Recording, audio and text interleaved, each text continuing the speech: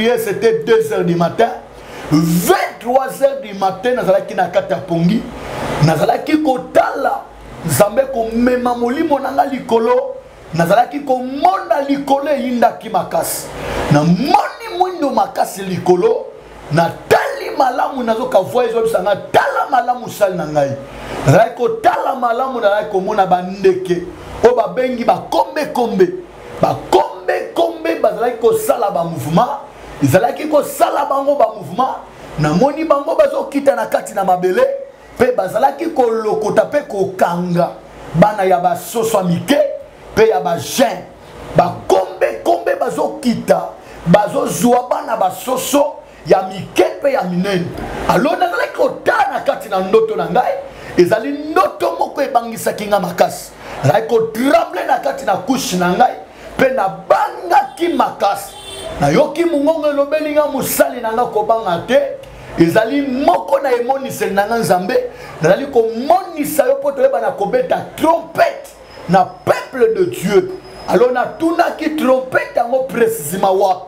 Kolo koyebisa ngai te trompette kobeta yo beta yango na kati ya monde entier. Po te ba kombe oyo ezali komona ezali moko na ba esprit au monde des ténèbres. Asili ko telimisa pona ko luka ko beta ba fléau makasi na kati na vie o etali ba bébé pe na kati na vie o etali ba bana na biso. Alors diable et Satan atili ko préparer fléau moko makasi e ko ya na nzela ba diarrhée makasi pe ko ya na nzela ba forte fièvre po ko yeba ko boma bana mike ya mikolo pe ya mike. Alors, il a dit moko ya ba signe ya ba sacrifice au monde de terrain ba préparer. Diable a sali réunion na tous les démons, tous les esprits méchants pour taïba na koluka ba sacrifice makila. Eza moko na eloko ba préparer ezo kende. Nzamba bisinga eza eloko ezo kende. À partir ya mois ya mai, juin, juillet et kokende tina décembre ya 2023. Alors nzambe koyebisa ngai ke musali nanga beta trompette na monde entier. France kakate, Amérique kakate, Afrique kakate. Beta trompette pour te bana nanga bayoka pe ba milengela. Parce que tozali ba sentinelle et sentinelle to kamoni mabe azanga kate ko kebisa kolonda pour te ayeba na kobataba. Voilà message on nzambe apesinga papa Brice o ebangi singa makas. Na kokai ko bomba ngoka pona église na ngate na kokai ko bomba ngoka pona famille na ngate et senge na transmettre ngo et pa ya mwana nzambe nyoso ota mususu azana bana ota mususu azana bandeko ota mususu aza pena ba petit fils que ezana mu pepa ba fléau zali ko ya au diable na beta likola bana mike likola ba bébé likola ba jeune fille pe ba jeune garçon. Merci l'homme de Dieu. Voilà ezali message nkolo asili ko pesa ngai papa. Merci beaucoup Nzamba Pambola yo et ba parents balandio ba papa ba maman ba jeune sœur ba jeune frère balandio pour construire ba on est rien que la prière pour prier pour le loco wana ebade parce que la Bible nous recommande que si Dieu ne fait pas une chose à révéler à ses serviteurs. Amen. Moi c'est très important pour la wana pour nous signaler botana que mabe ezali koya. Vraiment merci d'abord pour na message de confédération.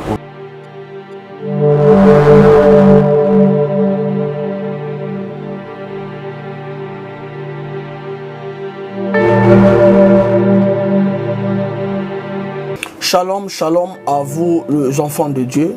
Na Pesibinombote na Kombo na Yesu, c'est bien moi votre frère, le pasteur Israël Nash. Je vous salue au nom de Jésus. Je suis précisément à Kinshasa. Naza responsable ya Ophelina, Jésus est mon papa.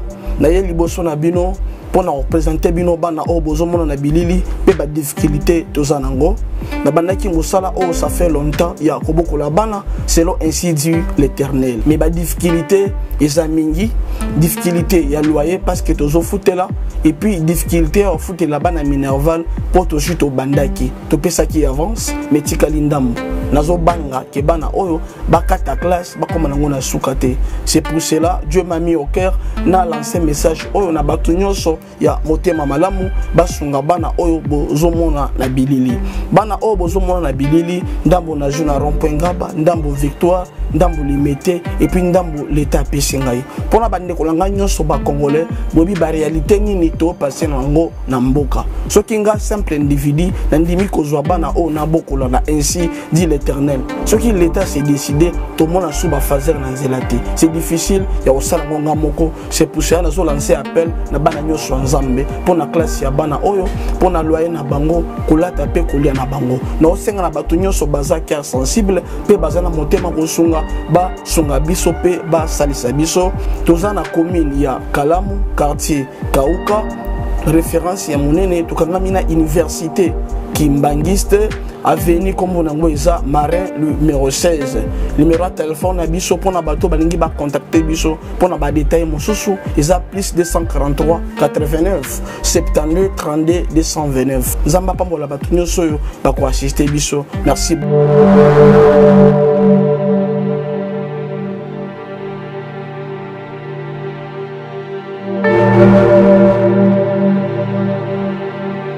Dieu et Mbote Nabana Nzambe sur les partout place des hommes biso vraiment Kolo a Pambola biso David Alobi il renouvelle sa bonté chaque matin et zala RL SM tout le monde a ni sous même chose c'est car Pambate za pour na makasi na biso te parce que Bible zotali sa biso il est riche en bonté.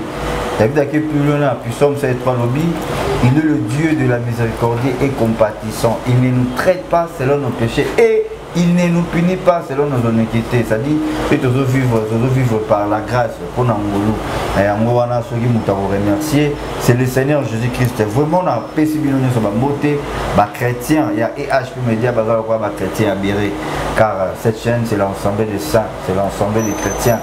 Vraiment que le Seigneur vous bénisse abondamment. Je ne suis pas seul. Je suis avec l'homme de Dieu, le prophète Richard Nimi, autrement dit la machine de l'Éternel. Et à tout moment, tous aranaïs, tous akao, tous bénis, ainsi dit l'Éternel.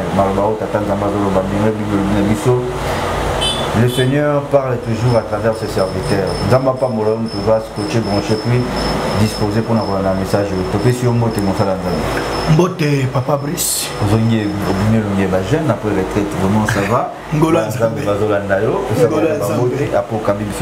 En tout cas, Ngola Nzambe, que Dieu bénisse tout le monde. Je vous aime beaucoup par l'amour de Dieu, vous tous dans le monde entier, que Dieu vous bénisse et je vous salue. Vraiment, Nzambe a Pambola, Bino Makas, pour Nakuyamba, Biso, l'issue na katia émission, Parlement Céleste, et puis ça m'a kana chaîne, na Biso Monene, ya EHP Média.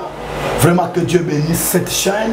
Vous la chaîne Moko et ont édifié l'église Christ dans le monde entier. Que Dieu vous bénisse. Nous voulons prier avant de commencer notre message.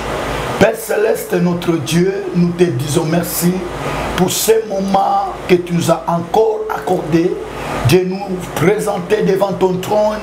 Il est dit dans ta parole, approchons-nous donc avec assurance du trône de la grâce afin d'obtenir miséricorde pour trouver grâce et pour être secouru dans nos besoins.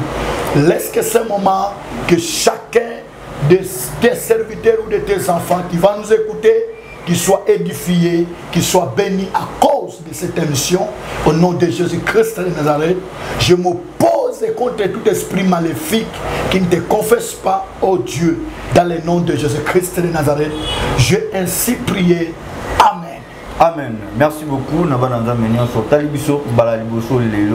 S'abonner sur cette chaîne EHP Média, cliquez sur mon colotte pour la notification et le message tout de Monsieur Vassalanzambe. Merci beaucoup. Derrière la caméra, c'est lui qu'on appelle Messie Dédé Mion, Aigle de Kaolé.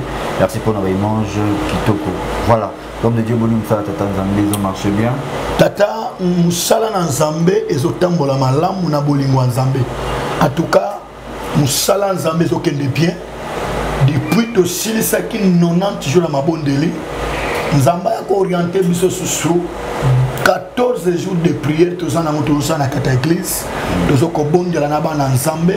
En tout cas, ça va, nous avons commis ça, nous avons loba. Merci l'homme de Dieu pour tout méga pour évoluer, tout qui m'a monté par rapport à temps.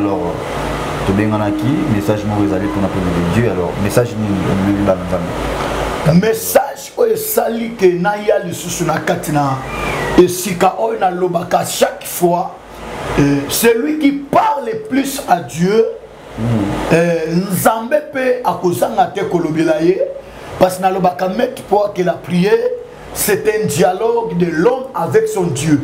Ils allaient dialogue ya mutu na nzambe et na kati ya dialogue ils allaient ka mutu moko te mutu alobaka dialogue tango zo lobela nzambe et sengeli pe nzambe alobela kayo nazali ko rappeler moi na nzambe nyoso alinga ko bondela poto yeba ke prière na yo e yo kana ke pa na nzambe et sengeli tango zo ko bondela nzambe prière na yo ezala pe na biyano et oyeba kape ko yo kan nzambe na kati ya mabondeli na yo yango wana vraiment tozali ki na kati ya mabondeli ya 14 jours lelo toza 9e jour alors eloko esali ke naeba na ko se présenter na kati ya plateau oyo bien aimé dans le Seigneur déjà par rapport à message on nzamba tali singa na kati na butu na kati ya mabondeli ilala kinga na kati ya mabondeli na ngana nazaki na pongi makasi parce que tosilisa ki prière c'était 2h du matin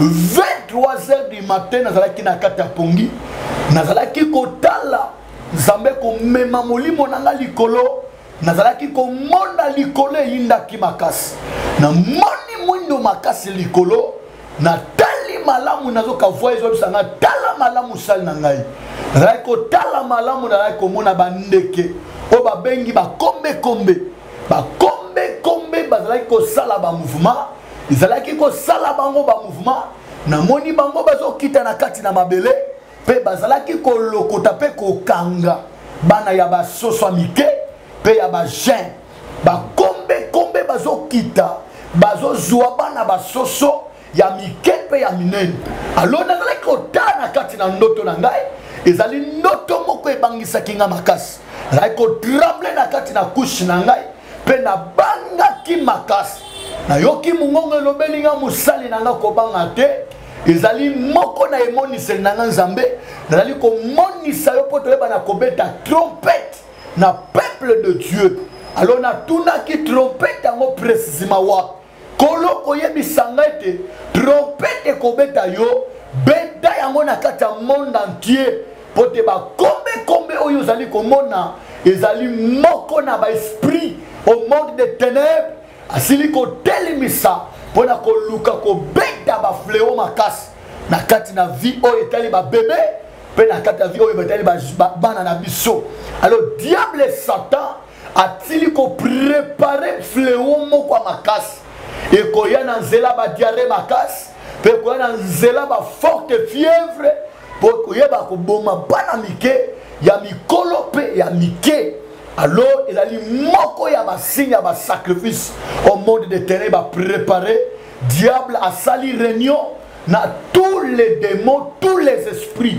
méchants po tayeba na koluka basacrifice ya makila eza moko na eloko bapréparé ezokende nzambe bisinga eza eloko ezokende à partir ya mois ya mai juin juillet ekokende tina décembre ya 2023 alors nzambe koyebisa ngai ke musali nanga beta trompette na monde entier France kaka te Amérique kaka te Afrique kaka te beta trompette po te bana nanga bayoka pe bamilengela parce que tozali ba sentinelle et sentinelle soka moni mabe azanga kate kokebisa kolonda po te ayeba na kobatama voilà message on nzambe apesi ngai papa Brice o ebangisi ngai makasi nakokai kobomba ngo ka pona église na nga te nakokai kobomba ngo ka pona famille na nga te esenge na transmettre ngo epai ya mwana nzambe nyonso oyo ta mosusu aza na bana oyo ta mosusu aza na bandeko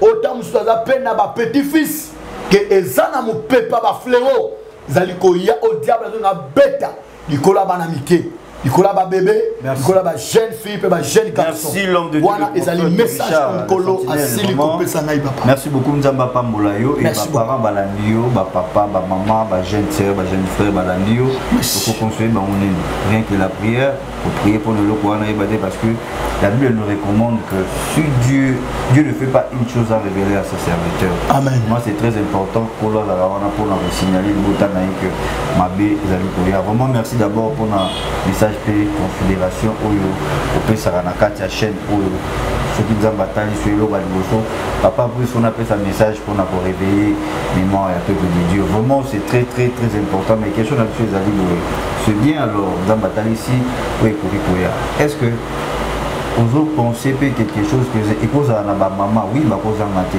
mais monsieur ba chrétien to mesa na te pour voir moi na pour ça il a réagi fait le choix ensemble parce que mala concerne même ba maman belé amen pour jouer offrande il y a bana pour que ça mon orphelinat tout na basala nzambe c'est très très très important tout le monde tellement quoi ba bilo quoi ça peut aussi épargner baliwa ya bana et nzambe azara toujours na sima maloba na ndenga avec Jérémie.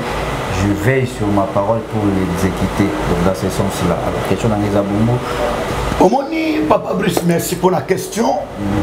Question Ezaboy. Dengue réponse Ezaboy plutôt. Aux hommes, on a katia et monisel oyo. Ezaka na deux moyens. Oyo muta koki ko s'épargner. To peuple na ye, to famille na ye, bana na ye, ba petit fils pe ba petite fille na ye. Bakoki ko s'épargner nango premier moyen ezali la prière et prière Bible zoloba que faites toutes sortes de prières en esprit et en vérité lelo bana nzambe belé bazoko sala ba erreur na kati ya likambo babengi prière lokola moni mabe akeka ko bondela nzambe or ezana prière mususu okoko sala ngona ndenge ko bondela kakate mais na prière muso ezaka prière ya ba acte. Vous avez même Job. Job il était juste parce que nous avons tout acquitté le pont à Job. Mais la Bible dit que Job, tant que vous avez bonzé la kanzambe, alors qui peut bonzer la kanzambe même pour na bananaye. Alors que ne kopesa ba offrande pas na nzambe pour na vie na ye, apesi pour na mwasi na ye. Apesi même pour la bananaye. Alors bana nzambe belé le loto ba sala nzambe belé le lo ba komi ko sala ba erreur papa okokena ba poto okokena même en Afrique ça ba pays mususu o ba para ba ozo même ba mbongo pour na bana hein mais para ozo mbongo pour na moi mais tant mususu a ignoraka pour na kozwa offrande akene ko pese pas na nzambe pour na bananaye. C'est très important. Action de grâce même oyo ko pesa même pour na banaye. Moi a sali anniversaire mais papa a sepeli ba melima sanga ba sepeli et suki wana or esengeli pe para ayeba ke non pour na ko protéger moi na ngai pour na ko épargner lokola ta mususu un plus ya mbula na yeba kisami et c'est na zo ta mususu offrande to action de grâce na pese pas ensemble et à part action de grâce et sengeli para nyonso abonzela kape bana na yeba offrande ba offrande wana ezalaka très important. Lelo batu ebele ba ignorer yango na yango ne nzambe tango azali kopesa emoniselo ya boye bien eza pambate pona ko yebisa ba parake esengeli to bondela pe esengeli to luka ba manière ebele pona ko luka ko batela ya bana na biso pona ko luka pe ko zala protéger ya ba petit fils na biso pe ya mabota na biso parce que avenir na yo mama yo mtozolo na nga eza na nzela bana avenir na yo papa quel que soit mbongo zanango makasi ozanango lelo kozanango na 2050 te na 2030 soki yesu na azongi te.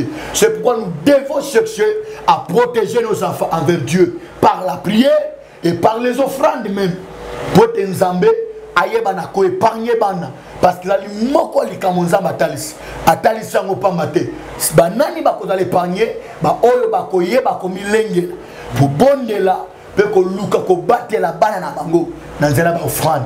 Voilà oyo ezali lokola moko na réponse na kati ya question oyo aussi liko pesa ngai papa. Voilà, merci beaucoup l'homme de Dieu en tout cas et pour na komeka ko réflexion bato abeta mabaku et oyo tozolo ba awa Isaac ezali nalobaka toujours et pas ya nzambe ya l'ordre et les structures. Amen. Voilà.